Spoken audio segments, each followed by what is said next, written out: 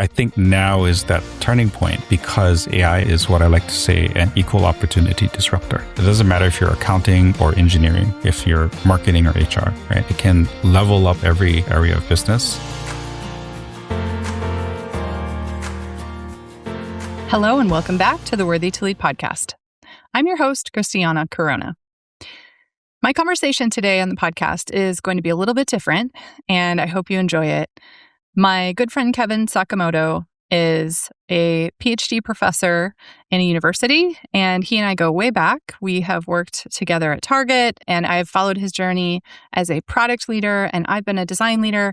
There's always just been such an interesting dynamic. We always see things from different perspectives. So today we're going to be bringing those different perspectives together, both from what Kevin is seeing in the product world and the education world, and from what I have been seeing through many, many conversations that I've been having with different leaders and how they're navigating AI and what changes that they're seeing. And one of the things that Kevin and I both care deeply about is human-centered leadership. So what does it look like for the humans as we go through this major change? What things are we noticing where there's struggles? And where are we noticing patterns of investing in yourself, becoming more strategic, opening up new opportunities to reskill? There are so many interesting dynamics about this entire situation. And so we're going to dive into what those are. And hopefully you can just see behind the scenes what it's like for Kevin and I to have these types of debates and conversations.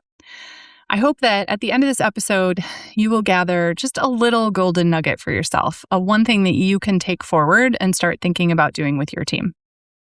So without further ado, let's dive into my conversation with Dr. Kevin Sakamoto.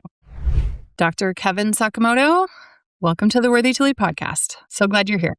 Thank you very much for having me, Christiana. Happy to be here. Kevin and I talk all the time. And so this is really fun. This is just sort of like an extension of the conversations we have behind the scenes. So I thought it'd be really fun for everyone to be invited into a conversation, especially because we really like to think about what is happening out there in the world right now, having conversations with a lot of people. Kevin is also a professor, so he's also seeing things from different angles than I am. The goal of this conversation today is for us to be able to just talk about what is happening, what are we seeing, and what are some of the golden nuggets or things that we'd want you to take away, especially for your leadership during this really uncertain time. So, one of the things that comes up a lot in conversations is this fear of becoming irrelevant. So leadership especially, leaders are constantly thinking about their roles evolving, where roles are being eliminated in some cases. It can feel really disorienting. So I'm just curious from your perspective, what you're seeing as far as the reality of the landscape today. Yeah, that's a great question. I actually have some published research about employee dignity. And as part of that research, we found that employees were not feeling as if they were being treated with dignity in the workplace. So there is a lot of concern among the rank and file and individual contributors. And so there's just generally some fear, uncertainty, and doubt in that place, right?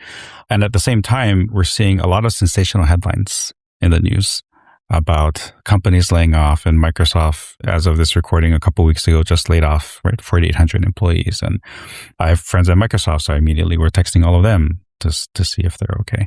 So there is a lot, I think, that is going on right now, and there's a lot to be uncertain. But there are also a lot of positive signs out there.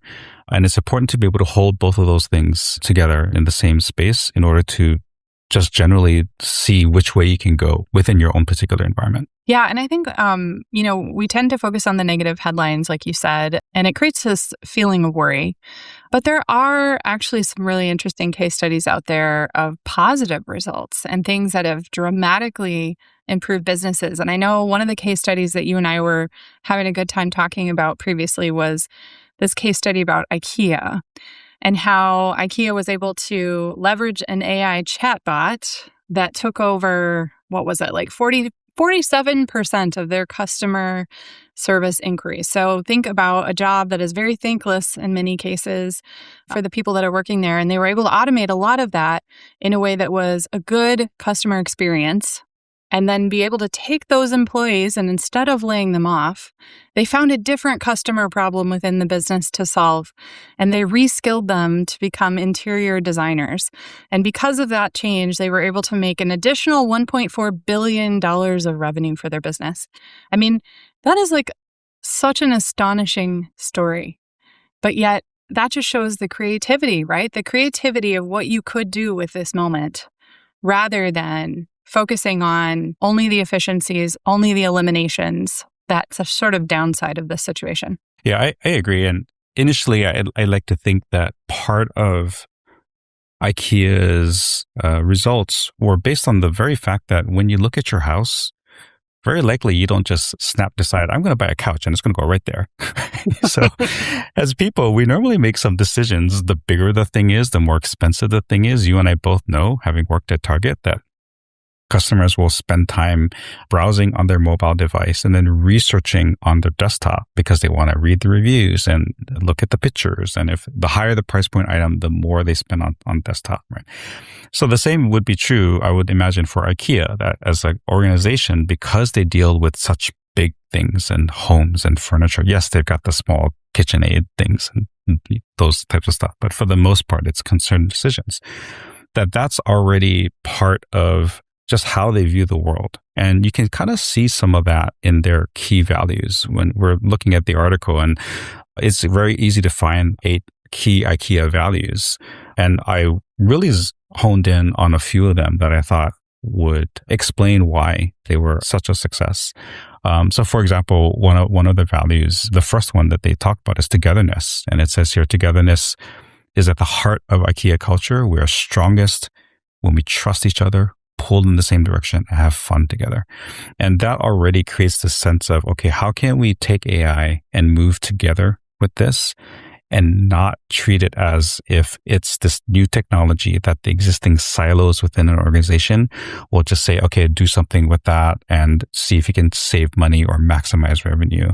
The togetherness as the first core value seems to be driving that approach towards AI. What were some of the other values that were uncovered? Yeah, it's interesting. One of them was renew and improve. And it says that we're constantly looking for new and better ways forward. And I think that says a lot for IKEA. And one of the things that really interested me about IKEA as an organization a few years ago was when they started that program where you could sell your furniture back to IKEA, and that it was like a marketplace, and you could buy that furniture as well. And yeah, there's all this joke about, oh, why would I want to buy IKEA, used IKEA furniture, right? But it kind of speaks to, I think, that use of AI, right? Instead of just letting go people that so many organizations are doing nowadays, it sounds kind of morbid to renew and improve people, but the spirit is there, right? Is how do we've got all this talent. How do we renew their skills? How do we up-level them? How do we make them a greater part of this whole, this togetherness with the new capabilities that we have with AI? I think that is one of the things that really stands out as you look across companies right now. Where is AI forcing the function of we truly believe in the values of this company or not? Because I think you can really, it accelerates change, but it also accelerates, are we making decisions that are aligned to those values, or are those just things that are on the wall and they don't actually mean anything? Are we sacrificing everything to get ahead for this quick win, right? I actually really love the word renew because I think there are so many opportunities right now for leaders to renew themselves and to invest in themselves differently right now. And I know one of the other articles that really stood out to me, we were kind of reading this entrepreneur.com article where it talks about sort of the collapse of this middle manager layer, or just management in general. When you think about traditionally how leadership was approached as sort of a hierarchical, an authority, you are managing the priorities, you're, in the weeds, delegating things, putting things in the backlog, reviewing, approving, right? It's that very tactical, hands-on type of work. And I feel like right now is this renaissance for leadership in that isn't the ultimate goal anymore, because AI can automate so much of that and take it off your plate. So what would you then do with that time? How could you invest back in yourself to start thinking more strategically, to start innovating, to really think about what does it look like to renew yourself as a leader? What's it look like to play again? To your point about IKEA, like play is okay. It's invited. In fact, you probably should be playing right now if you're not playing with AI for sure. But I think it could be a moment for people to reposition instead of doing what I've always done and the thing that I didn't love anyway. What if instead I refocused my attention on driving something completely new and innovative and different and really getting hands-on with what is strategic, like product strategy? I think about people like you who've always loved product strategy and always wanted to spend time in that. And, at times it feels hard. How do you make time to do that? And maybe now is the moment.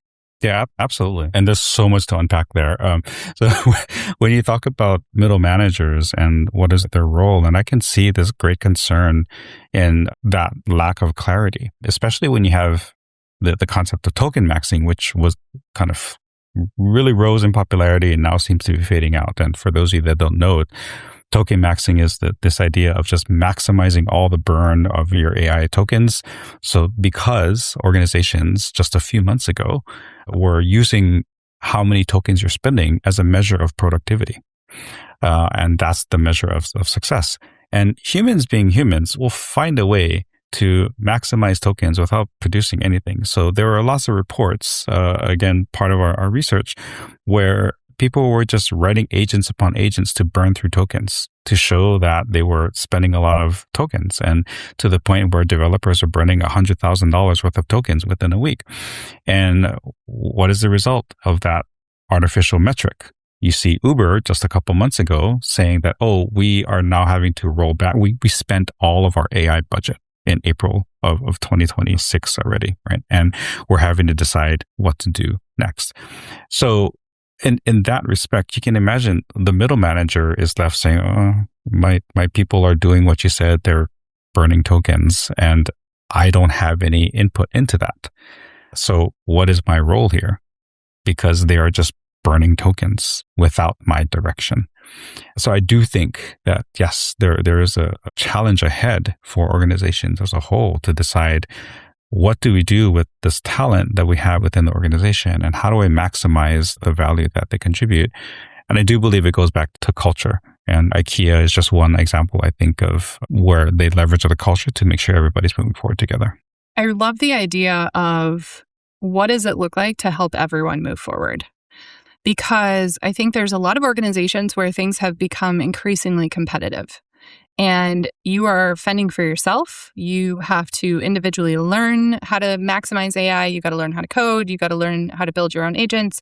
And whoever comes out on top of that, most technically savvy, you win. And you get more work and you get more rewarded and you get pulled into the right things. And everyone else is like, well, I'm behind.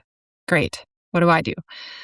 But what I've been hearing from some folks that I've been talking to across different organizations is this idea of forward deployment of our best people, of our most skilled engineers, to think about the systemic problems in the organization. So think about areas that maybe are traditionally less tech savvy, like HR, or maybe marketing, or different functions, maybe call center functions, things like that. How can we take these people who are superstars with using this tech and go find systemic ways? This is a really nasty problem that keeps taking all of our time, this documentation on the back end, whatever that is. Solve that problem. Fix that pipeline. Make everyone in the team their worst task, make it their easiest. And then go to the next department and do the same thing, and do the same thing, and do the same thing. And by doing so, you're not forcing everyone to be in this competitive mode. You're using your best talent to rise the floor. Raise the floor? To raise the floor. So I think raising the floor is really important in an organization. And the vibe and the culture of that sort of intent says, we care about you. We want you all to succeed. We want everyone to learn. We want everyone to adopt the most efficient way of doing things. But we acknowledge that for some people, it's going to require some help. And we're willing to invest some people and some time to do that.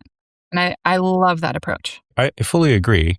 And this is where that next level of leadership is important. So if you have that directional approach, that strategic direction to say that this is what we're going to do company wide, we're going to put together this team that will go through all these different departments and then start to raise the level of capability within every department. Without having that sort of countermeasure to say, well, then what about me? Well, I'm good at development too. Why am I not part of the team? Right? Then others will feel othered or left out. And then the other side will be, well, I don't want these people coming in here and just messing everything up. Yes, things are not perfect, but it's our way of doing things in insert department. Right? So it's interesting you brought that up because I'm actually giving a talk in the middle of August at an Asian American conference about this concept of inverted apprenticeship, where it is almost that, where senior leaders or people that have been within the organization for quite some time have this tacit implicit knowledge of the organization, how it's run, the people, the history, all this stuff. What they don't have are the skills to develop AI and to vibe code and all these different things. Then I look at my students who are coming out. I teach capstone strategy courses for every college of business students, and I teach MBAs. And especially in my capstone courses, I see every class, there are at least a couple students just vibe coding away. And I'm curious about what they're building, right? And they're building all kinds of crazy things. So they have the skills, they have this attitude of, I can build this, I can solve this. But what they don't have is that organizational contextual knowledge.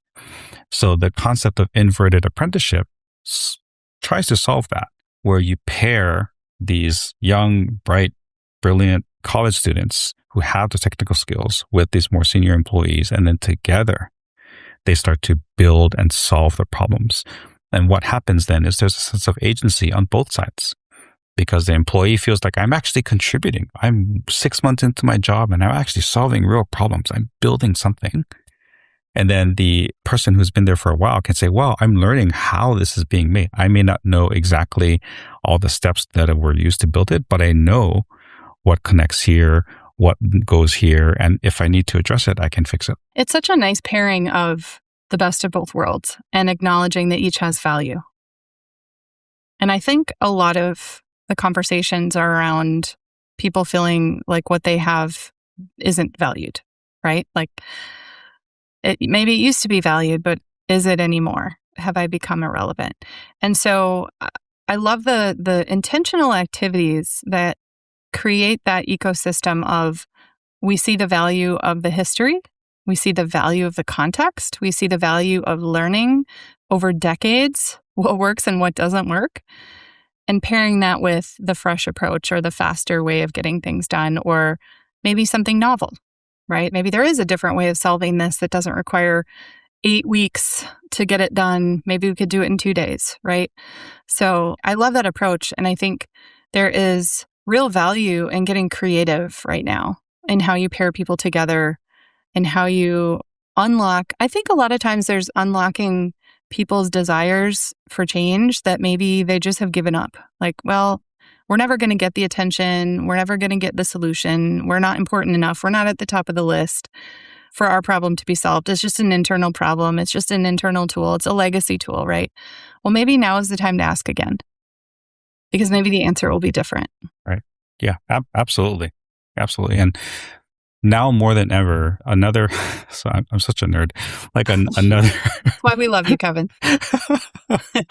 Another paper that my colleague and I are researching right now is about, and I don't want to give too much away on it, but it's about sort of that institutional knowledge that sort of gets lost through time, right? And the only people that have that knowledge are people. It's not Excel spreadsheets. It's not a Jira ticket or whatever. So it's important that we include all of these people in the decision and to show that that is valuable information. Like you and I both know, again, having worked in retail, the value of seasonality. And why are we buying Christmas things in February? Well, because we have to make the orders so that they get in on time, right? But on the surface, it may not seem, if you just look at the black and white, why are you ordering products for sale in November and December in February, right? Just the black and white doesn't add up. Then when you start to add the context, it makes sense. And that context is only through people within the organization. And the other thing about storytelling is the wisdom, right? Like the things that aren't, to your point, aren't written down, the tribal knowledge, this is the shortcut, this is how you get it done when it goes wrong, all of those things, because none of us have the time to fully document everything. And so is there a way that you're seeing organizations start using that tribal knowledge differently now? Are you seeing ways that they can unlock that context that they haven't before? In a very, very small use case right now, where there's a small design firm, they've been around for 20 years, and I'm sort of guiding them through the use of AI. And one of the things that I had suggested to them was, as you start to implement AI, make sure that you have weekly sort of campfire discussions so that everybody can report back within the division how they're using AI and some of the benefits that they're seeing and some of the challenges that they're seeing, so that they're moving together, so that they're sharing the stories, this shared experience, but from different perspectives. Because they were a little afraid of implementing AI. They've been around for 20 years and they say, well, this is how we've always done things. We've heard that time and time again, right?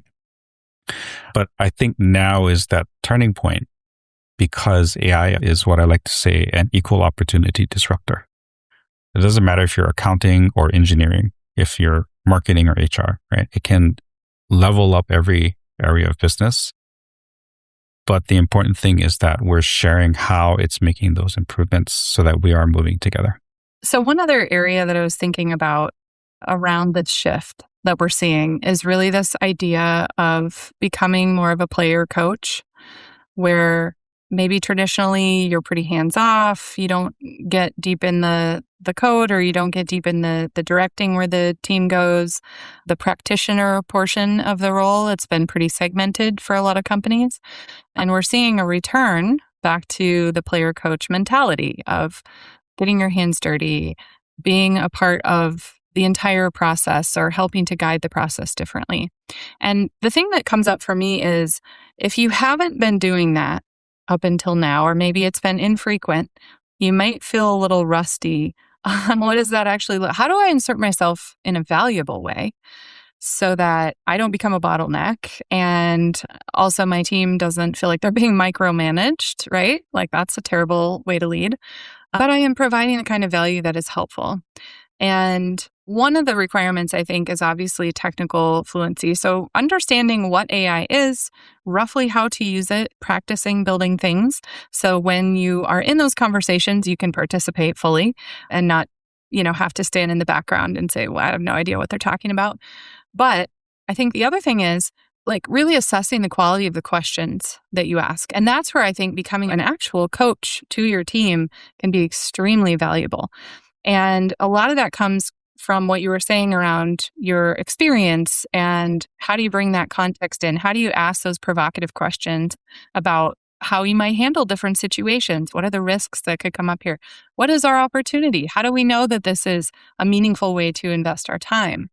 And also, how do we push our ideas further? And I think that's something that you and I both talk about a lot, which is as you think about investing in skill set and upskilling yourself in this time period, how might you become a more efficient and effective and inspiring innovator?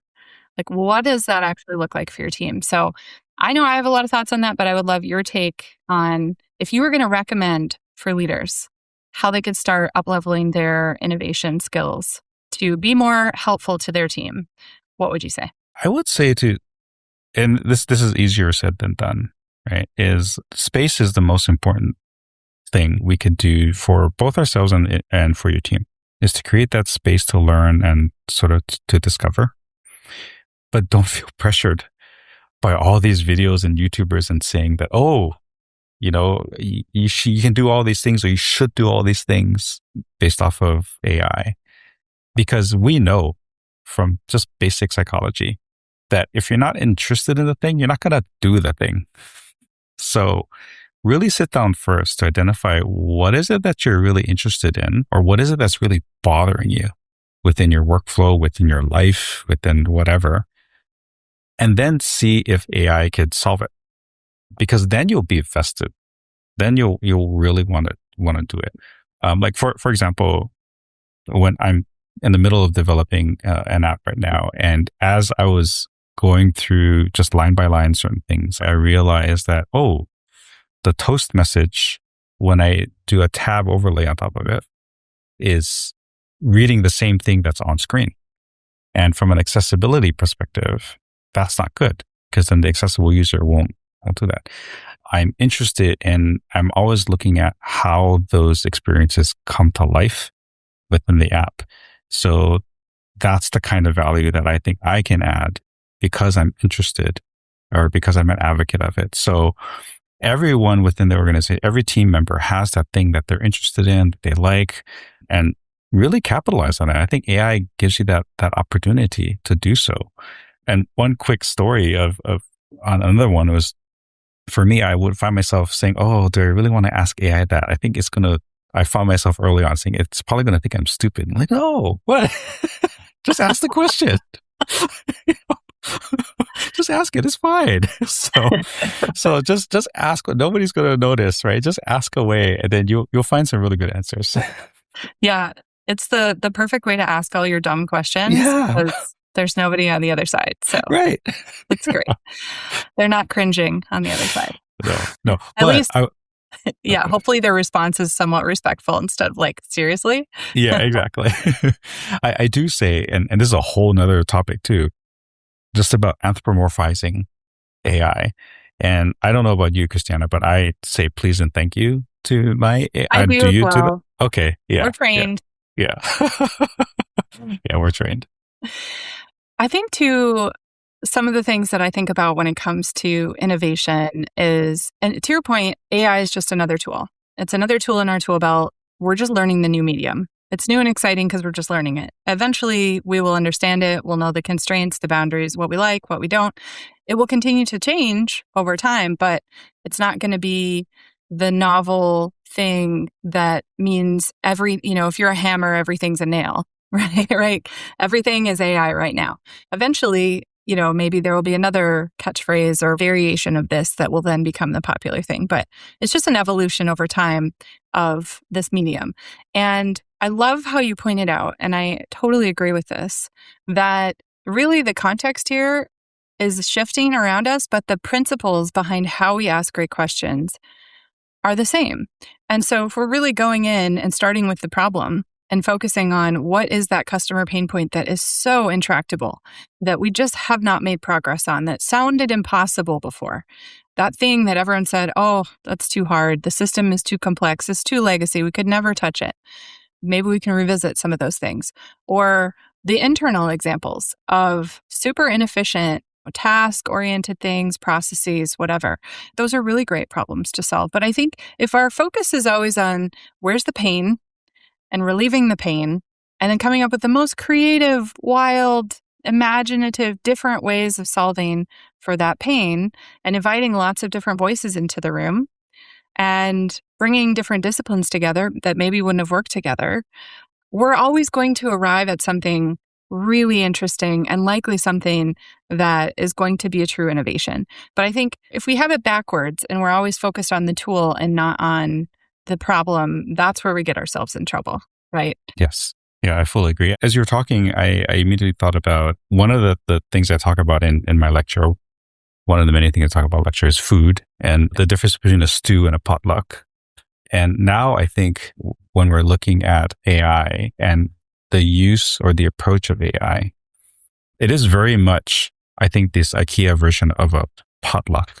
We want everybody to come together, which is one of their core values, and bring your differences, bring all your dishes, and let's see how we can move together and solve problems and how to create different things, right? There are no right or wrong ways to have a meal, right? Stew or potluck, right? I think in this particular, where we are sitting right now, that potluck approach is needed because we do want everybody to come. We don't only want engineers. We don't only want product managers. We want everybody. And maybe we theme it. Maybe one week is, I don't know, a vegan potluck, and another week is a different type of potluck, so that at least we could say, okay, this month it's going to be all about HR. How do we solve HR related things with AI, right? But nevertheless, it goes back to creating that setting and that space to say it's okay to bring your thing. It's okay to not know. The important thing is that you're here and that we're going to move forward together. And the beauty of doing that is not only do you get to try new foods that you may not have tried before. I'm getting really hungry having this conversation. I'm imagining like the best potlucks, but you also get to have a rhythm. You get to create the space to make it expected, to have leadership support that, to have something where everyone aligns to this is the space that has been dedicated to help us do this and to help us learn together and to acknowledge that we are all learning together. And I think just that cultural norm of creating that space, that togetherness, it has so many positive ripple effects, right? It creates trust, it creates community, it allows for incubation of new ideas and cross-pollination and sparking delight and new ideas that you wouldn't have been exposed to otherwise. I mean, so many really great things. And it can be reviving for cultures that have just been pushed to the edge of delivery. This can be a simple way for people to reinvest in their culture and their people, and everyone benefits. So Yeah. I absolutely love it. I think we should end on that note because there is just nothing better than a potluck. I agree. I'm hungry too. I guess any last words you would want to leave people with on the topic of, the shifting, the change that's happening right now in leadership and how they should think about it. I'll go back to a story at Zappos, and I think it ties it nicely together, food and culture and leadership and creating space. So once a month, we had a cafeteria, and the Zappos leadership would give out free lunches once a month. But what made it special was the fact that at least one of the C-suite would be there serving food. And oftentimes it was Tony, the late Tony Hsieh, right?